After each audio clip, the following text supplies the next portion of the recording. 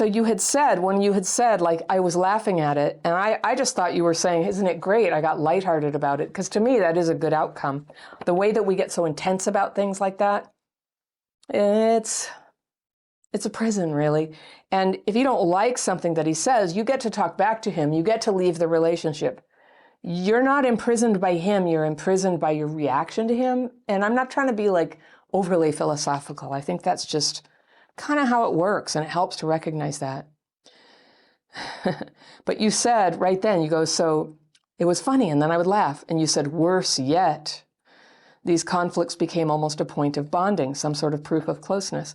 So I guess I'm not really following you there, that it was bad that he got you to sort of laugh at your foibles, that you guys were having some argument, and that it became, we were fighting about this.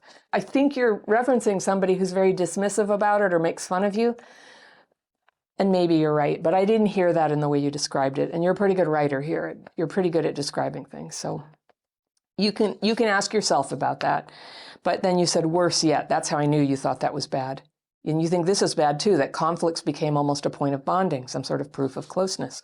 Well, I don't think that people should have knockdown, drag-out fights all the time, but conflict is a proof of closeness.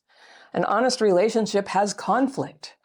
One person would have to be very shut down, or a saint, to facilitate a relationship that didn't have conflict. So it is proof of closeness. So I guess, without knowing the frequency, and it's, different for different people, is acceptable. So other times he wanted no part of this parental role. So once I asked him if he was enjoying having quasi-children, and he said, yeah, as long as it's entertaining, but he liked having a fresh rotation of people. So first, I wonder if he meant present company accepted. He couldn't possibly have been as close to all the tenants as he was to you. But this broke your heart. You wanted to be his special one, his one. And it made you feel crazy. So this is where I want to say, I don't think what he said is what made you feel crazy. I think your idealization and your parentification of him is what made you feel crazy, because it's not quite ordered, as they say in philosophy.